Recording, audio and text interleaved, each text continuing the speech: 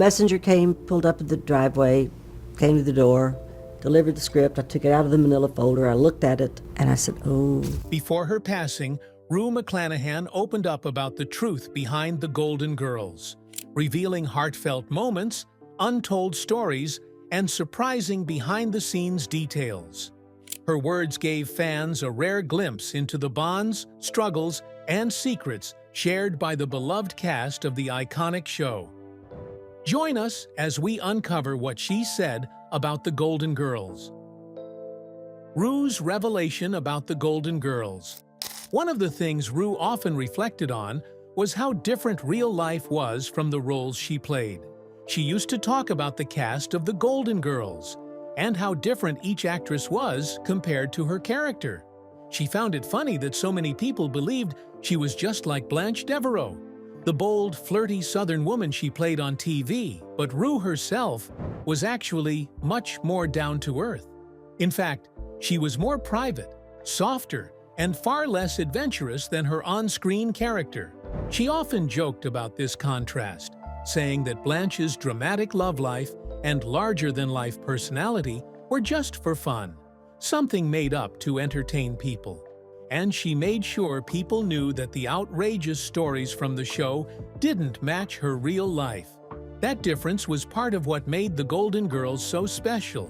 Each of the women brought a character to life that was full of personality and flair, helping audiences laugh, think, and feel more connected to their own friendships and aging journeys. Even as Rue battled hidden struggles, she never let go of her humor or her deep love for storytelling. She gave the world laughter, even when she herself was in pain. And through her stories, both the ones she acted in and the ones she lived, she reminded us that there's strength in vulnerability and beauty in being real. Betty White played the sweet, wide-eyed Rose Nyland on The Golden Girls, a woman known for her innocence and constant confusion. But in real life, Betty was the complete opposite. Off-screen, she was incredibly smart, quick-thinking, and had a razor-sharp sense of humor. Her mind was sharp, and her jokes always landed perfectly. The version of Rose that fans saw on TV was naive, often puzzled, and telling quirky stories, was nothing like who Betty really was. Yet, her ability to make Rose feel warm and funny, even when the character seemed clueless, was proof of just how talented she was. She brought a lovable, goofy spirit to Rose, even though she herself was nothing of the sort. That contrast made her performance all the more magical. Estelle Getty was unforgettable as Sophia Petrillo, the tiny woman with a big personality and a sharp tongue. Sophia was bold, outspoken, and always ready with a sarcastic jab. But behind that feisty character was a much softer woman. Estelle wasn't nearly as loud or tough in her everyday life. She was more reserved and gentle, not as fiery as Sophia. Still, Estelle had a natural gift for comedy, especially when it came to timing her punchlines just right. She once shared that she wished Sophia could show more of her Jewish background because it felt closer to who she really was. That little wish revealed how important it was to Estelle to connect personally with the role, even if it was just in small ways. Bea Arthur played Dorothy Zbornak, a character known for her sarcastic remarks and "don't mess with me" attitude. And while Bea did share a bit of that dry wit, she was actually very different from Dorothy in her personal life. Unlike Dorothy, who often seemed bitter or unhappy with how life had turned out, Bea enjoyed a full, successful, and satisfying life. She had a deep understanding of what made people laugh, and she used that knowledge to shape Dorothy into someone viewers could relate to. Her humor came from a place of wisdom, and she brought depth and emotion to Dorothy that made the character feel real, even when the show leaned into comedy.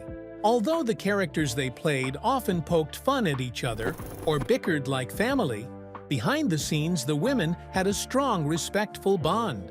They were professionals who cared about their craft, and that connection translated into something powerful on screen.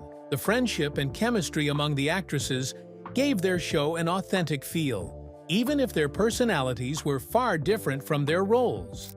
When it came to Rue McClanahan, who played the bold and flirty Blanche Devereaux, there was a whole story behind how her character's voice came to be. In the very beginning, the script described Blanche as being more Southern than even the famous Blanche Dubois from A Streetcar Named Desire. Since she was supposed to be from Atlanta, Rue thought it made perfect sense to give Blanche a strong Southern accent. So, she went ahead and used one for the pilot episode. But there was a twist. The pilot's director, Jay Sandrick, told Rue not to use a Southern accent at all. Instead, he asked her to speak with her regular Oklahoma accent. Rue was surprised by this because, to her, Blanche just had to sound like a Southern belle. Still, she listened to the director and toned down the accent, giving it a very soft Southern flavor instead of the strong one she had planned. It was a compromise, but it also showed how actors sometimes have to work with different visions from directors, even if it means changing something they feel strongly about.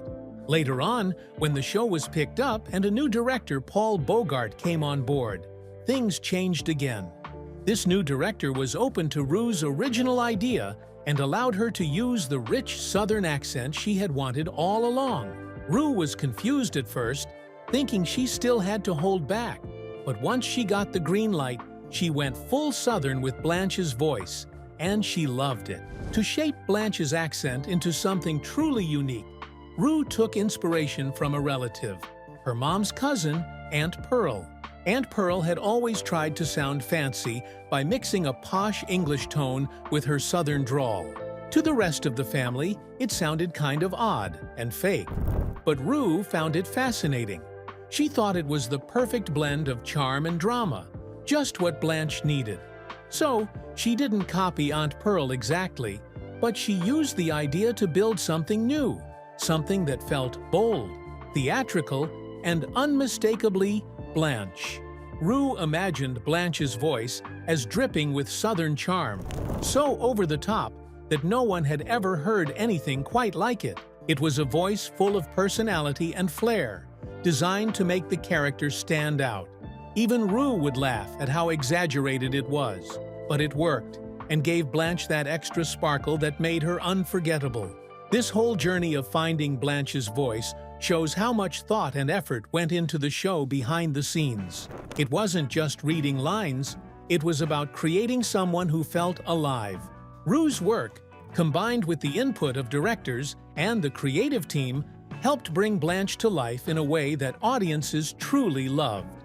It also shows how personal memories, creative risks, and teamwork can turn a fictional character into a beloved legend on television.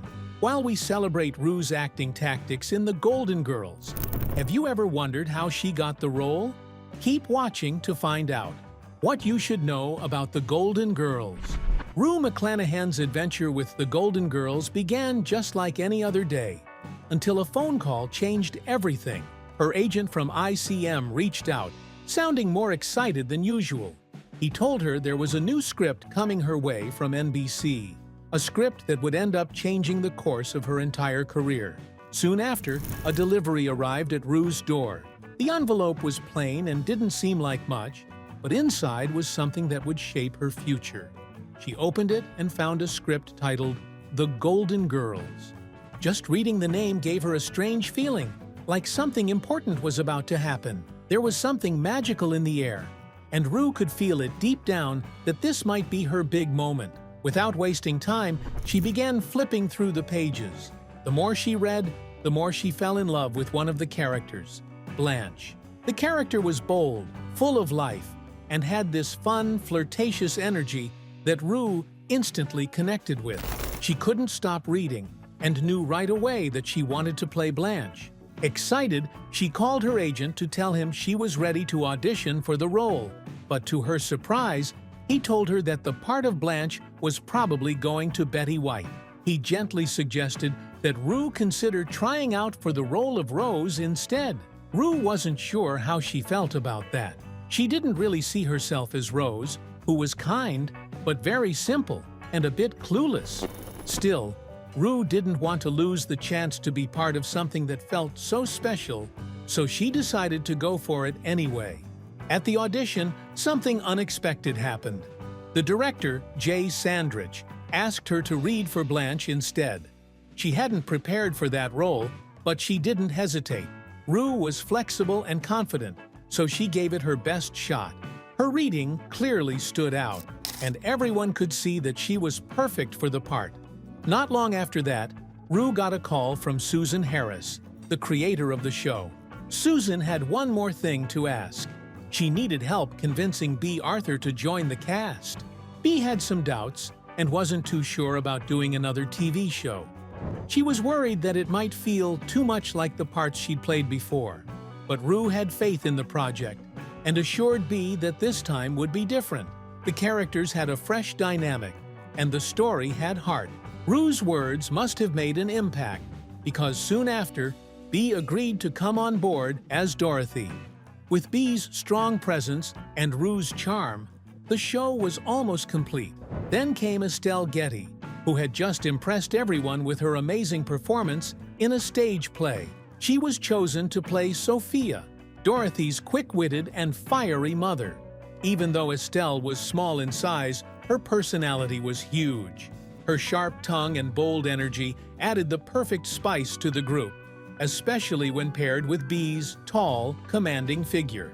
Their contrast made for some hilarious moments. The casting for the show had been a long journey.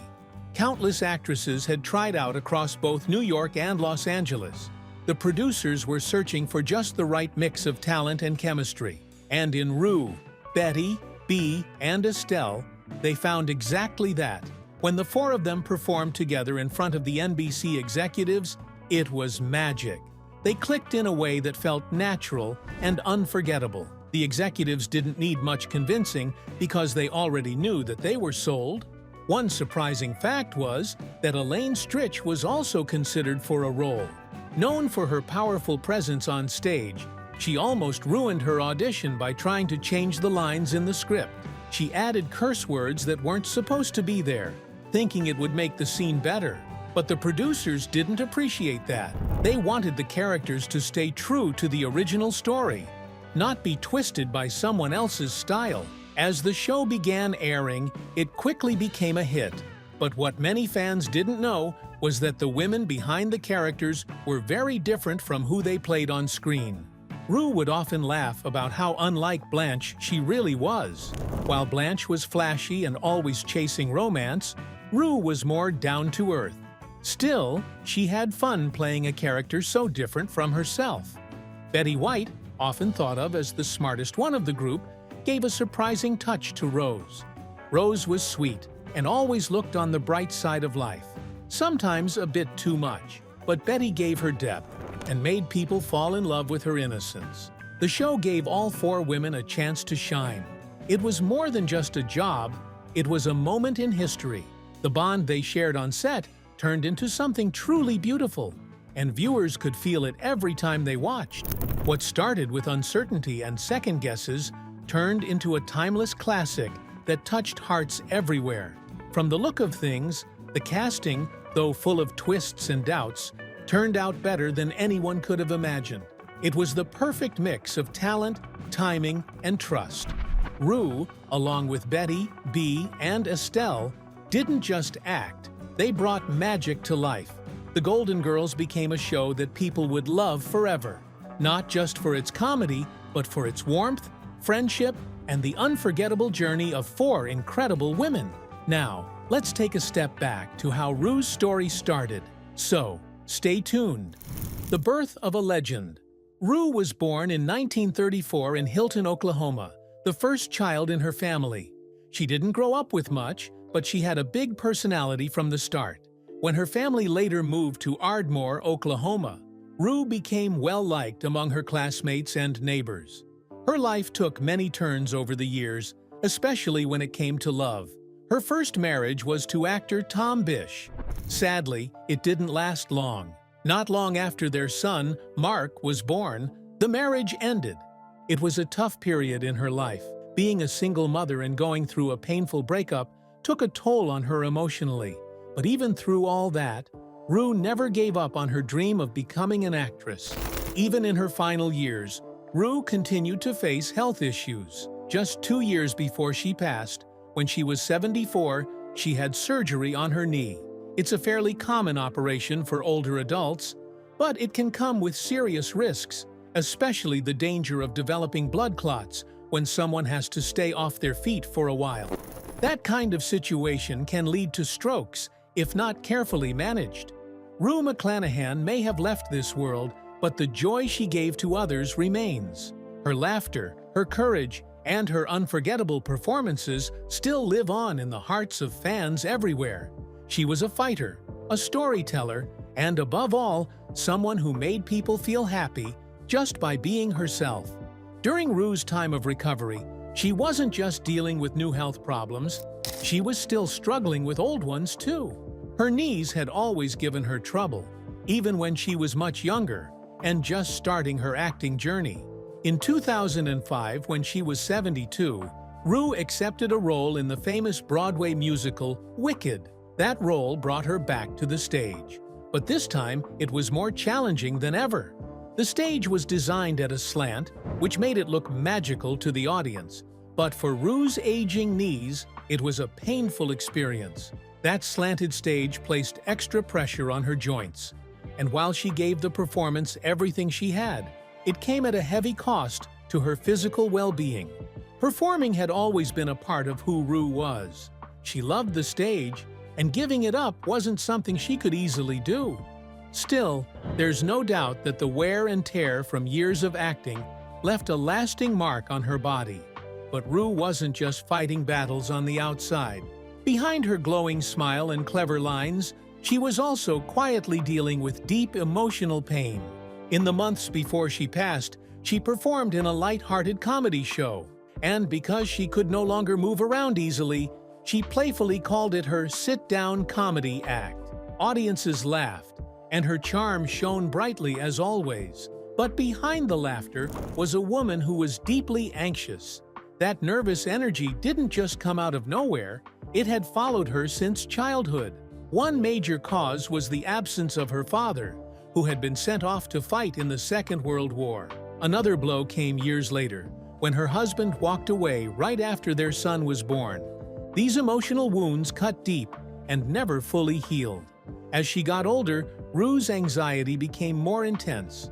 She often had panic attacks, especially during the evening hours when the world was quiet and she was left alone with her thoughts. These episodes sometimes lasted all night, revealing the pain she carried inside. One of the few things that helped calm her was her love for animals. Rue adored her pets, and being around them gave her comfort in a way that few other things could. Her gentle bond with animals helped balance the storms she faced emotionally. Still, her anxiety was too strong to ignore and required serious medical help. Rue was given a powerful medicine called lorazepam, which helped calm her nerves. This medicine worked by relaxing her anxious mind, but it wasn't without its dangers. When someone is constantly anxious, their blood pressure can rise, and in Rue's case, that increase could raise the risk of a stroke. Managing her anxiety wasn't just about feeling better emotionally. It was also necessary for her physical health. Rue also wrote in her book about a strange pain she had lived with for many years. It was always there, in her right side, but no doctor could ever really explain what was causing it. This mysterious ache only added more confusion and worry to her already fragile health situation. No one ever found a clear answer to that pain, and it remained one of the many secrets her body kept. Rue's tragic passing. Rue McClanahan, a beloved star known across the NBC network and adored by fans all over America, passed away at the age of 76. Rue wasn't just another actress. She was cherished for her charm, clever humor, and the warm energy she brought wherever she went. People saw her as a delightful spark in the world of entertainment. And even though she didn't become a household name until later in life, she made a lasting impression when it finally happened. Her big break came when she was already 51 years old. That's when she took on one of the lead roles in the unforgettable TV show, The Golden Girls. She played a fun, lively woman who was always full of passion and ready for romance. That character wasn't too far from how Rue was in real life, because she was spirited, bold, and unapologetically herself. It didn't take long for audiences to fall in love with her, and soon enough, Rue's name was being mentioned in living rooms across the country. She made millions laugh with her performances, and her bold personality gave life to every scene she appeared in. However, behind her bright smile and energetic presence, Rue faced many difficult health battles. Those close to her often saw how tired or unwell she looked, and some days were harder than others. At times, she had to be rushed to the hospital, and her health scares were so serious that friends and family weren't always sure she'd pull through. But time and time again, she bounced back. Rue had a remarkable strength in her spirit, and somehow she kept fighting through each storm that came her way. But not every fight can be won. On June 3, 2010, Rue passed away at New York Presbyterian Hospital. The news left many heartbroken, because she had been such a bright light on screen and off, and hearing that she had died at 76 felt like the end of an era. The official cause of death was a stroke, something that happens when a blood clot blocks blood flow to the brain. What made it even more puzzling was that Rue had been taking a strong medication called warfarin, a medicine meant to stop blood clots from forming in the first place. This left many wondering what really happened in her final hours. Just months before she passed, Rue had taken the stage at a tribute held in memory of her dear friend and Golden Girls co-star, Bea Arthur. The event was held at the Majestic Theater in New York. Rue had been invited to speak, and she did so with her usual charm, sharing funny memories and lighting up the room with her lively storytelling. Watching her then, no one would have guessed that she was struggling with any health problems at all. She seemed full of life and joy, her spirit as vibrant as ever. At the time, Rue was happily married to her sixth husband, Morrow Wilson. Their relationship was her longest-lasting one, and many believed it brought her the most peace and happiness. Though she often appeared cheerful and full of energy in public, the truth was that her health remained a constant worry behind the scenes. Rue had always stayed active, believing that keeping busy would help her body stay strong. For older people, staying physically active usually helps reduce the risk of things like strokes. But in Rue's case, things didn't work out that way. Her passing came as a shock to many, especially because of how healthy and lively she had seemed. People were left trying to understand how someone who looked so well on the outside could be so unwell on the inside. When Rue McClanahan passed away, her loved ones chose not to hold a formal funeral service. Instead, they honored her memory in a more modern and heartfelt way by creating a special page on Facebook where friends, family, and fans could come together to remember her. Later that summer, 2 gatherings were organized in her honor, one in New York City and another in Los Angeles, where people who admired her could celebrate her life and legacy. Shortly after her passing, something else made headlines. Rue's cozy New York apartment, where she had lived and created countless memories, was put up for sale on June 10, 2010.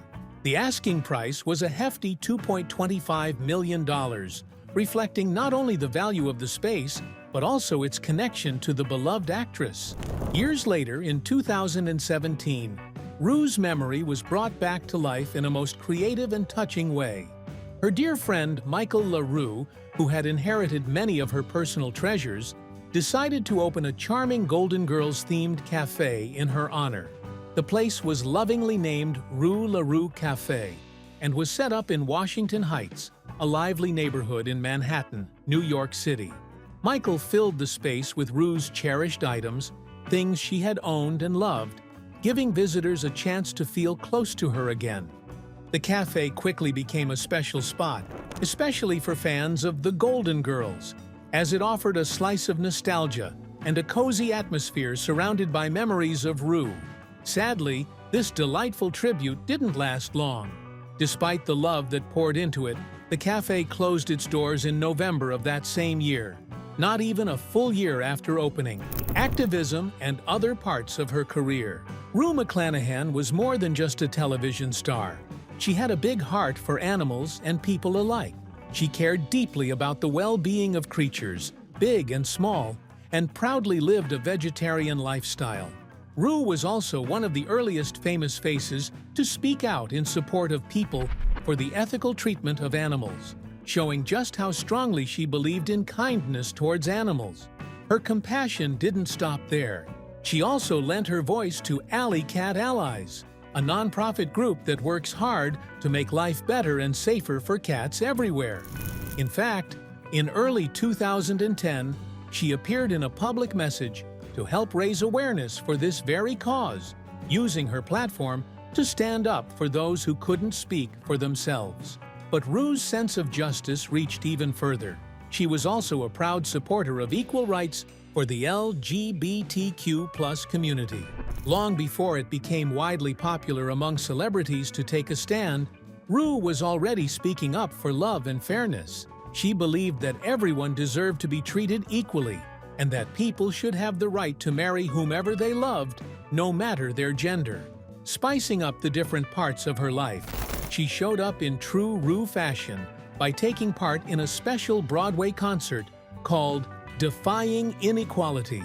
The event was filled with stars, all coming together for one powerful reason: to support the fight for equal rights.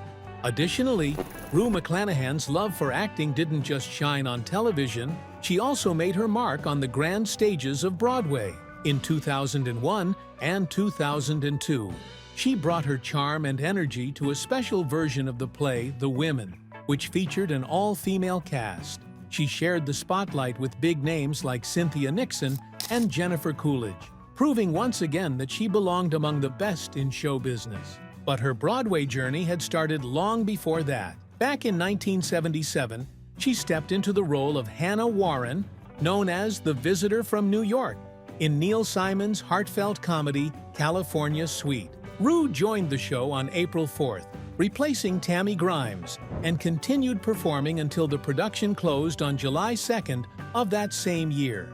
Even then, she brought life and emotion to every line she delivered, always adding her own spark to each character.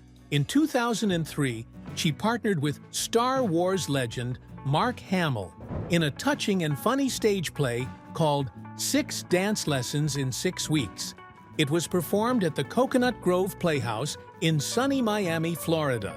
Rue gave a heartfelt performance, but later chose not to continue with the Broadway run. Another talented actress, Holly Bergen, stepped in to take her place for the New York performances. That same year, Rue made a delightful appearance on the big screen in the musical romantic comedy The Fighting Temptations. She played a character named Nancy Stringer and shared scenes with stars like Cuba Gooding Jr., Beyoncé, Mike Epps, and the ever-funny Steve Harvey. Rue lit up the screen just as brightly as she did on stage. Then in 2005, she once again returned to Broadway, this time diving into the magical world of Wicked. She stepped into the role of Madame Morrible, taking over from Carol Shelley on May 31st. Rue embraced the role for 8 wonderful months until January 8, 2006, when she handed the role over to Carol Kane. Beyond acting, Rue also opened her heart to fans in a deeply personal way.